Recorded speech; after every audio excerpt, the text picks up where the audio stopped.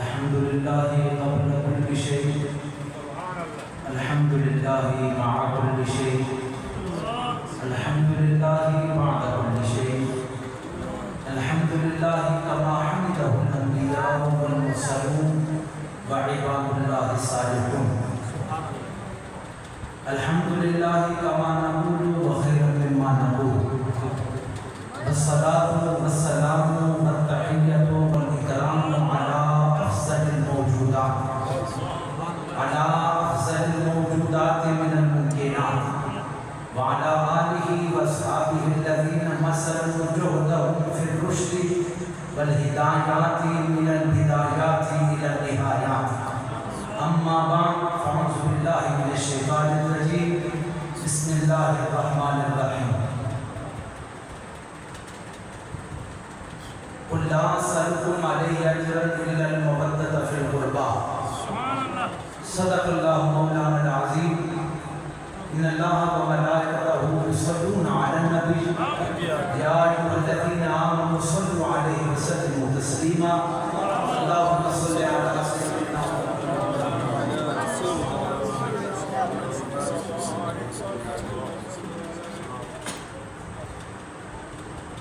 حب اولاد نبی، حب نبی است، حب اولاد نبی، حب نبی است،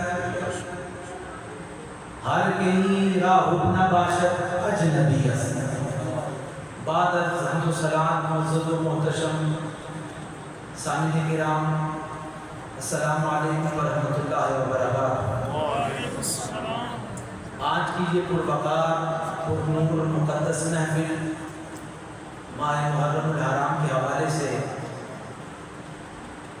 نواسہ رسول، جگر گوشہ بطول، شہزادہ بلبل بابا، راغب دوش مصطفیٰ، امام عالی مقام امام حسین رضی اللہ تعالیٰ عنہ کے حوالے سے اور شہداء و خانواد مصطفیٰ کے حوالے سے انعقاد پذیر ہے.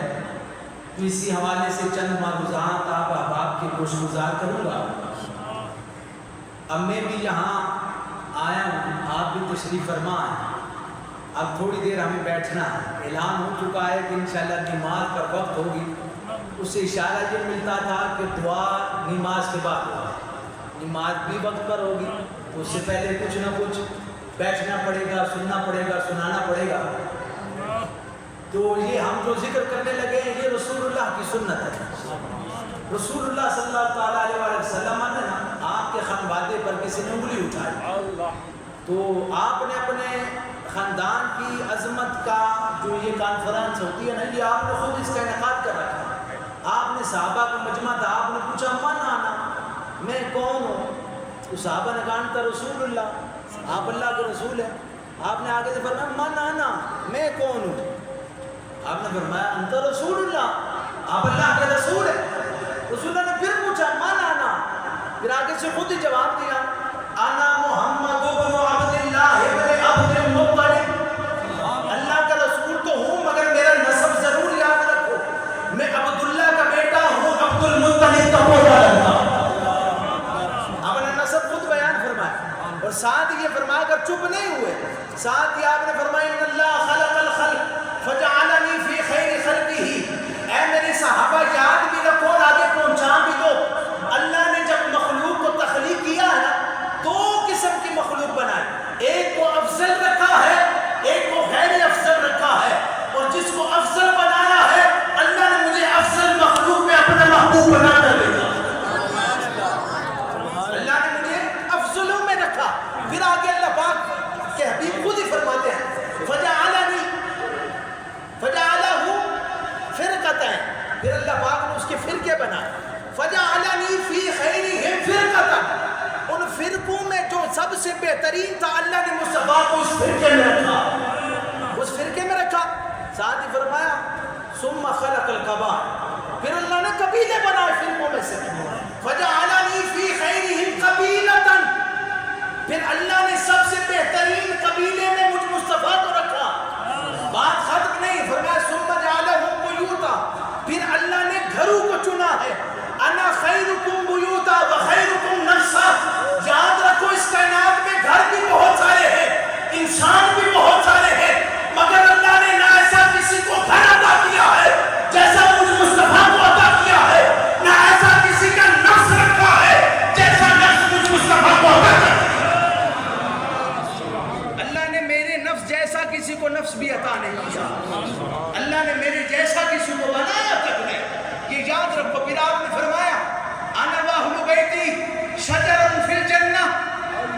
اقسامها فی الدنیا فمن شاء اتخذ الی ربہ سبیلا. میں اور میرے اہل بیت جنت میں نا ایک درخت ہیں جن کی ٹہنیاں دنیا میں آ گئی. جو کوئی اللہ کا قرب چاہتا ہے میرے اہل بیت کا دامن کو تھام. اللہ کا قرب جو چاہتا ہے. یہ آگے ہم چلیں گے انشاءاللہ حدیث کے حوالے سے. یہاں دیکھیں یہ ابھی تعارف کے لحاظ سے میں کوشش کر رہا ہوں, طلب علم سنانے کی کوشش کرتا ہوں. مفتی صاحب نے بھی اپنا وقت مجھے دیا. یہ بڑوں کا بڑا ظرف ہوتا ہے, وہ چھوٹوں کو دے دیں, وگرنہ اس دور میں یہ کام بڑا مشکل ہے. ویسے کھینچا تانی لگی رہتی ہے, یہ ان کا ظرف ہے. ہم چھوٹوں پر عنایت کرتے ہیں, اور چند بزرگ افراد ہیں وہ ہمارے ساتھ محبت کرتے ہیں, یہ ان کا ظرف ہے. اور اللہ یہ محبتیں سلامت رکھے. تو یہ میرا مزاج تھوڑا سا ہٹ کر ہے, تھوڑا حدیث کا قرآن کا. جیسے آپ نے سبحان اللہ کہی نا, میں کہلواتا تو نہیں, لیکن اس سے مجھے ایک بات کی خبر ضرور مل گئی ہے کہ ان لوگوں کو اگر خالص کلام قرآن و سنت سنائی جائے نا, ان پر پھر بھی وجدانی یہ صرف قصے کہانی. یہ تو اہل مدرسہ نے گلا گھونٹ دیا ہے. نہیں ہے نا امید اقبال اپنی کشتے ویراں سے, ذرا نہ ہو تو یہ مٹی بڑی سر ہے. انہیں اگر سنایا جائے, یہ اپنے رسول کا کلام سنتے ہیں, صرف قصے کہانیوں پر نہیں رہتے. علم کے پیچھے انسان کو جانا بھی چاہیے. اور میں انشاءاللہ آگے بھی احادیث کے سہارا لوں گا. وہ اقبال نے بھی فرمایا نا کہ علم کی شمع سے ہو مجھ کو محبت یار. اور شیخ سعدی شیرازی کیا کہتے ہیں, یہ کیوں ضروری ہے علم؟ اگر عام محافل بھی ہیں, اس میں بھی قرآن و سنت کیوں ضروری ہے؟ کہ بے علم نہ تواں خدا را شناخت, جاہل بندے کو تو خدا کی پہچان ہی نصیب نہیں ہوتی. جاہل بندے کو خدا کی پہچان نصیب نہیں ہوئی. میں نہیں کہہ رہا, سعدی شیرازی کہہ رہا. اور آپ نے ایک مقام پر فرمایا, ترا اجتہا گر ببد شارغا ازاں بے کے جاہل ببد غم گسا. کہ تیری دوستی کسی اجتہے سے لگ جائے نا, وہ تجھے کھا جا, ایک لقمے میں کھا جا, پھر بھی تیرا کچھ نہ کچھ بچ جائے. وہ کیا بچے گا؟ تیرے ایمان بچ جائے. یہ اس سے بہتر ہے کسی جاہل کے ہاتھ تو لگ جائے اور تیرے ایمان بھی ضائع ہو جائے. تیرا ایمان بھی ضائع ہو جائے. فرمایا اس سے بہتر ہے تو شمع پہ باید گداخ, جس طرح یہ شمع جل جاتی ہے نا, فرمایا علم کے لیے اس طرح خود کو پگھلا دے. پگھل جا, تو خود کو پگھلا دے. کیوں؟ کہ بے علم نہ توا خدا را شنا, کہ جاہل بندے کو خدا کی پہچان بھی نصیب نہیں. قرآن پاک اگر آپ پڑھیں نا, اللہ پاک نے کسی مقام پر, یہ بھی میں مقدمہ رکھ رہا ہوں, تقریر شروع نہیں کی میں نے, تاکہ آپ کو پتہ لگ جائے نا حدیث ہم نے غور سے سنی ہے. تو میں بات کیا کر رہا تھا کہ اسے ایک ساتھی شیرازی نے کہا کیوں پہچان, کہ اللہ کی پہچان تک نصیب نہیں ہوتی. قرآن پاک اگر آپ اٹھائیں, اللہ نے کسی ایک مقام پر بھی جاہل کو خطاب نہیں کیا. کسی ایک مقام پر جاہل کو خطاب نہیں کیا. جاہل سے اللہ پاک, جاہل اس مرتبے پر ہے نہیں کہ اللہ اسے کلام کرے. اور علم کی کیوں ضروری ہے؟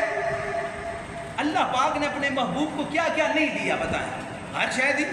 اور میں محبوب تجھے ہم نے اختیار دی ہے, تو انگلی اٹھائے چاند کا سینہ چیر کے رکھ دے گا. تو انگلیوں سے چشمے جاری کرے 1500 صحابہ کو سیر کر دیتا. تو جابر کے گھر میں آٹے میں اپنا لعاب ڈالے تو فرمایا کہیں صحابہ سیر ہو جاتے ہیں. فرمایا تجھے ہم نے ہر جگہ عطا کیا, ہر کمال سے نواز رکھا, پھر بھی مانگ, پھر بھی کیا کر, مانگ ہم سے. اور میں سب کچھ عطا کیا. بولا مانگو کیا؟ ہر کچھ تو نے عطا کیا. فرمایا کل محبوب کے رب زدنی علما, اللہ ہر کمال عطا کیا, پھر بھی تو مجھے علم کی دولت عطا کر. تو مجھے علم کی دولت عطا کر. یہ علم اس قدر ضروری ہے جس سے ہم بھاگتے ہیں. کوئی علم سنا دے, کوئی 2 حدیثیں سنا دے, ہم اسے ویسے پیچھے چھڑا لیتے ہیں. یہ سخت باتیں کرتا نہیں. علم اگر سنے ہمارے مزاج میں نہیں نہ آئی ابھی یہ چیز, تو یہ اس قدر ضروری ہے. جسے اللہ کہہ رہا ہے, جس نبی کو کہ تو علم مانگ, اس کے اپنے علم کا کیا حال ہے. یہ حدیث سنا دوں, سنا دوں. ہاں یہ پتہ لگا سنائے تو نہیں سنتے ہیں, اگر کوئی سنائے نہیں ان کا کیا قصور ہے؟ تو رسول اللہ صلی اللہ علیہ وسلم نے فرمایا ان اللہ تعالی قد رفع لی الدنیا فانا انظر الیہا وإلی ما هو قائم فیہا الی یوم القیامت کانما انظر الی کف ہذہ. فرمایا اللہ پاک نے یہ ساری دنیا کے پردے ہٹا کر کائنات میرے سامنے رکھ دی. فرمایا میں اسے دیکھتا ہوں. فرمایا جو کچھ اس میں ہونے والا ہے مصطفیٰ کی نگاہ سب کچھ دیکھ رہی ہے. اور کیسے دیکھ رہی ہے؟ فرمایا جس طرح مصطفیٰ اپنی ہتھیلی کو دیکھ رہے ہیں, کائنات کی ابتدا سے لے کر کائنات کی انتہا تک مصطفیٰ ہر ہونے والے کو دیکھ رہا ہے. اپنا اتنا علم ہے, اللہ پھر بھی کیا کہہ رہا ہے؟ کیا رب زدنی علما, رب زدنی علما. اے مصطفیٰ ہم سے مانگ, علم کی طلب کرو ہم سے. ایک حدیث اس حوالے سے کر کے ہم پھر اپنے موضوع کی طرف آتے ہیں. یہ کیوں ضروری ہے؟ جنہیں اللہ کہہ رہا ہے علم مانگو اے مصطفیٰ. مسلم شریف کی حدیث ہے, دیگر صحابہ سے میں روایت کرنے لگا ہوں, وہ ابو زید انصاری سے, دیگر صحابہ نے بھی سے روایت کیا, مسلم شریف کی ہے. فرمایا رسول اللہ صلی اللہ علیہ وسلم جنہیں اللہ کہہ رہا ہے علم مانگیے آپ. فرمایا صلی بنا رسول اللہ صلی اللہ تعالیٰ علیہ وآلہ وسلم الفجر وصعد المنبر فخطبنا حتى حضرت الظهر فنزل ثم صلى ثم صعد المنبر فخطبنا حتى حضرت العصر فنزل ثم صلى ثم صعد المنبر فخطبنا حتى غربت الشمس فأخبرنا بما كان وبما هو قائم. فرمایا رسول اللہ ایک دن نا فجر کی نماز پڑھ کے نا ممبر پر چڑھ گئے. رسول اللہ ایک دفعہ کیا ہوا, نماز پڑھ کے فجر کی ممبر پر چڑھ گئے. فرمایا خطاب کرتے رہے, خطاب کرتے, اتنا لمبا خطاب کیا, زور کی نماز ہو گئی, زور کی نماز ہو گئی.